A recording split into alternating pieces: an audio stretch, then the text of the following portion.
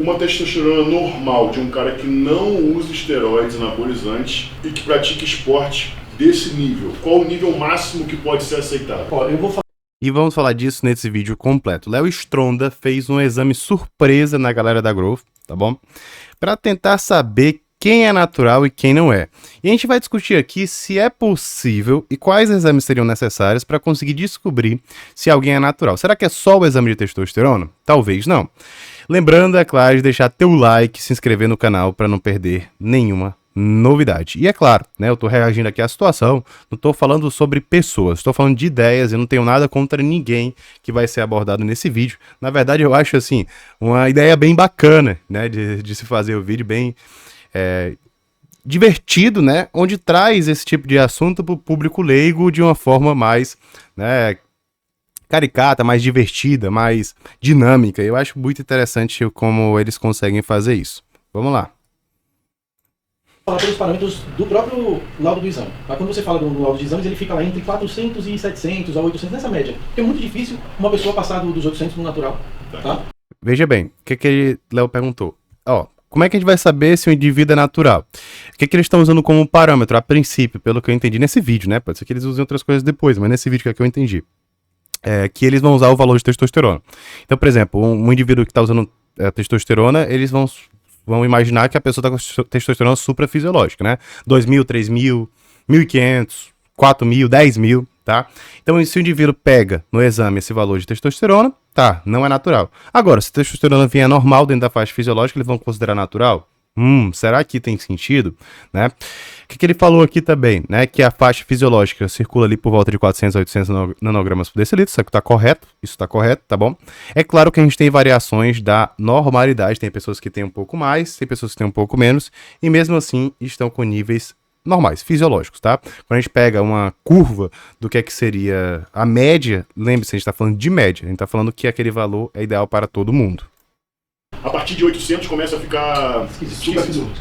Tá ficando esquisito. Lembrando que é muito difícil chegar a pegar um cara natural de 800, é muito difícil. E eu discordo um pouquinho, né? Na verdade, gente, o que acontece? Existem pessoas que têm 800 de testosterona, sim, mas não é tão difícil assim de encontrar, tá certo? Tem pacientes que natural, né? O cara magro, não tem por que o cara tá mentindo, né? Às vezes treina há pouco tempo, eu pego lá a testosterona às vezes mais de 1.000. Por quê? Porque a testosterona é um valor, como eu falei, que varia muito de indivíduo para indivíduo. E não é necessariamente porque o indivíduo tem a testosterona um pouco maior natural que ele vai ter uma tendência a ter mais muscularidade do que outro indivíduo, né? Tem pacientes, por exemplo, que eu falei, magro pra caramba, testosterona acima de 1.000, já cheguei a ver 1.200, 1.100, né? E o indivíduo ali não tem genética para desenvolver músculo naturalmente. Então ele não era gigante, né? E tem outros caras, às vezes, que tem uma testosterona basal de 400, que tem uma genética formidável, que evolui pra caramba, tá bom? Por quê? Porque não é só a questão dos níveis de testosterona, mas a forma como você responde a essa testosterona, o que vai estar relacionado principalmente também ao quê? Aos receptores androgênicos, que são os receptores da testosterona. Então, às vezes, não adianta ter tanto volume de testosterona se você não tem receptor muscular para receber essa testosterona e isso gerar o sinal que vai gerar a hipertrofia, que é o que a gente quer. Beleza? Beleza, tem que ficar bem claro. Inclusive, se você quiser se aprofundar nesse tipo de assunto, tem o meu e-book Desbravando o Universo Anabólico. Você é um médico que quer trabalhar com usuário de esteroide anabolizante com ética e assertividade. Te convido também a conhecer meu curso Guia do Anabolismo Consciente. Ambos vão ficar aqui na descrição. Vamos dar continuidade aqui. Mesmo é muito difícil pegar uma pessoa, porque você tem que estar com um conjunto muito bom. Se você está com colesterol bom para produzir, o organismo precisa estar produzindo muito bem. Esquece o científico. Na sua opinião, um número de testosterona que você fala, aqui eu não considero mais natural. Mas assim, o que ele falou é verdade. Tem que estar um conjunto geralmente muito bom para estar batendo esses valores mais altos numa pessoa que não tem uma tendência tão grande de produzir, tá? Porque às vezes uma pessoa tem um basal de 600, mas ela treina, faz tudo direitinho e consegue chegar nos seus 800. Não que isso vai representar uma grande diferença na composição corporal dela de forma direta. Mas sim, realmente. Mas agora o que eu tô falando é que tem pessoas, e não é tão difícil de encontrar, que se a testosterona um pouco maior, sem problemas. Tá? E sem representar nada. Simplesmente a variação da normalidade. Eu tenho certeza que já usou alguma coisa. 900 pra cima já 900 já não acredito mais. Você fala pra mim que é natural, eu já não. Então, beleza. Então, bom. Aí, que eu também já não vou concordar tanto, né? Eu poderia até concordar mais quando ele disse que acima de 800 já é mais difícil de encontrar. Agora dizer que com certeza acima de 900 e tal vai ser o indivíduo que não dá pra acreditar que é natural, não é verdade, gente, não é verdade. Até porque, como eu falei, eu já tenho alguns pacientes que têm a testosterona acima de 1000 e são naturais, tá bom? São naturais, beleza? Hoje vamos ver quem é quem. O japonês tá natural. Há quanto tempo já acontece? Japonês natural, mas enfim. Ó, gente, é o seguinte, então o que é que a gente viu aqui? Que eles vão pegar e medir os níveis de testosterona pra saber quais, né, deles aí são naturais ou não. Isso daí dá pra gente ter certeza, realmente? Veja, imagina que eu tenho uma pessoa que tá usando testosterona, tá circulando com a testosterona de 2000, tá? Beleza. O que que acontece? Se ela sabe que vai fazer um exame, o que é que ela pode fazer? Ah, Gabriel, eu vou fazer um exame, o que é que eu vou fazer? Daqui a 8 dias, né, se ela tá usando, tá 2000, tá usando Deposteron. Daqui a 8 dias, essa minha testosterona 2000 vai para 1000. Daqui a 8 dias vai para 500. Então eu vou fazer o exame daqui a 16 dias, e aí eu vou medir a testosterona da 500 e vou dizer que sou natural. Isso daí acontece, gente. Isso daí acontece, pode acontecer com qualquer um deles aqui. Então, o exame de sangue de testosterona, na prática, não vai dizer muita coisa, né? Eu sei que ele tá dizendo que fez um teste surpresa, beleza e tal, mas eu tô só falando aqui, gerando uma reflexão, não desse vídeo aqui específico. Esse vídeo aqui eu achei bem interessante, é um entretenimento, mas eu tô falando de alguns pseudo-atletas naturais, né? Por quê? Porque, na verdade, pouco me importa, ou pouco importa pra você, se fulano ou ciclano é natural. Eu sei que isso daí não influencia em nada. Porém, às vezes o que acontece? Esse indivíduo que se diz natural, ele cria uma expectativa nos indivíduos de que é possível alcançar aquele físico naturalmente. E isso gera muita frustração e muita cobrança do indivíduo que, treinando natural, não consegue alcançar aquele patamar. E muitas vezes esses cabas são tão malas que vendem um programa de treino ou de dieta super sofisticado, power, que vai deixar o cara daquele jeito natural, sendo que ele não é natural, cara. E é isso que dá problema. Por isso que a pessoa acaba se enganando, né? Então a gente não pode se basear somente nesses valores de testosterona, tá bom?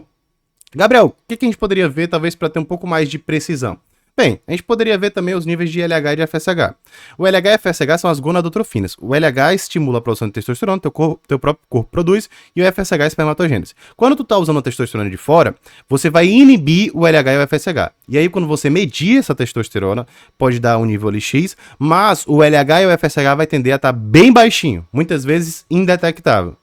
Tá? Eles vão estar indetectáveis. Por quê? Porque você está usando a testosterona de fora e teu corpo entende que não precisa mais produzir, então ele reduz como se fosse ali a mensagem para o testículo produzir testosterona. Então, talvez fosse mais útil também ver LH-FSH auxiliado do valor de testosterona para tentar dizer se o indivíduo é natural ou não. É claro, o que pode acontecer, né? Pode acontecer desse indivíduo tá fazendo o quê? Fazendo o quê? Ter feito ali um processo de TPC, né? Então ele usou testosterona a vida toda, ficou gigante, fez uma TPC, em pouco tempo, já voltou ali a testosterona natural, tá com a testosterona ali 400, 500, com LH-FSH mais ou menos normal. Fez uma leve TPC ali. Beleza, não restaurou 100%, mas restaurou algo. E aí ele pode pegar o exame nesse momento e dizer que é natural. E aí, é natural? Só pelo exame de sangue dá pra dizer muita coisa? Não dá, gente. O exame de sangue convencional não dá. Por isso que no doping não tem como a gente usar esse tipo de parâmetro, tá bom? Dentro do doping competitivo, que é pra ver realmente se o indivíduo usou ou não alguma coisa, o que é utilizado ali? São utilizados vários parâmetros, tá bom? Em relação à testosterona, por exemplo, a gente tem um espelho, né, biológico da testosterona, que é a epitestosterona. Geralmente a gente produz a testosterona e a epitestosterona no testículo. Só que quando você usa a testosterona exógena, você inibe a produção de testosterona e também de epitestosterona. E aí quando você vai ver no exame e fazer a avaliação de testosterona para epitestosterona, se você está usando a testosterona de fora, o que acontece? Você vai ter muito mais testosterona do que epitestosterona. E aí você poderia dizer que aquele indivíduo tem o quê? Tem um uso exógeno de testosterona. Para não se confundir na hora de avaliar o exame daquele indivíduo. É alguma coisa usada no doping. No doping, eles usam também marcadores bioquímicos de metabólito dos esteroides. Então, por exemplo, um decanoato de nandrolona. Você vai ter um exame que vai medir a deca, né, por exemplo, no sangue? Não vai. Só que a gente tem o quê? Marcadores, né, que podem medir metabólitos da deca, né, e podem também ver ela diretamente, de forma mais específica, na urina, no sangue e, às vezes, né, até no cabelo, vendo ali uma coisa mais minuciosa voltada para doping. Mas você não vai ter o exame de sangue que eu vou solicitar aqui para ver nandrolona. Não. O que às vezes eles pegam no sangue ou na urina são metabólitos da nandrolona, mostrando que aquele indivíduo utilizou aquele esteroide, Tá certo? E, por exemplo, no caso da nandrolona, por mais que às vezes você use e não esteja mais tendo efeito depois de tanto tempo, às vezes ela vai ser detectada nos seus fluidos ali em 1 ano. Por quê? Porque um esteroide fica muito tempo no organismo, né? Os metabólitos, por mais que ela não esteja fazendo um efeito biológico, propriamente dito, vão estar presentes lá e podem, né, ser pegos no doping. Por isso que quando a gente está falando de doping, né, atletas olímpicos, eles utilizam esteroides que vão ter mais tendência a não serem pegos, né, ou a durar menos tempo no organismo. E vão tentar burlar esse doping por várias formas, né? Então a gente sabe que essa indústria de antidoping é um negócio muito complicado.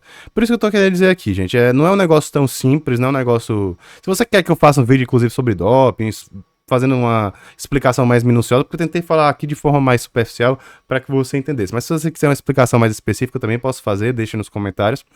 Mas era mais ou menos isso daqui que eu tava querendo trazer para você, tudo bem? Inclusive, dentro dessa treta de natural versus hormonizados, né, a gente sabe que o Rodrigo Góes fez um vídeo reagindo ao Paulo Musi, e eu reagi ao vídeo que o Rodrigo Góes fez do Paulo Musi. Ficou um vídeo bem bacana, vou deixar aqui para você. Te espero lá e um grande abraço.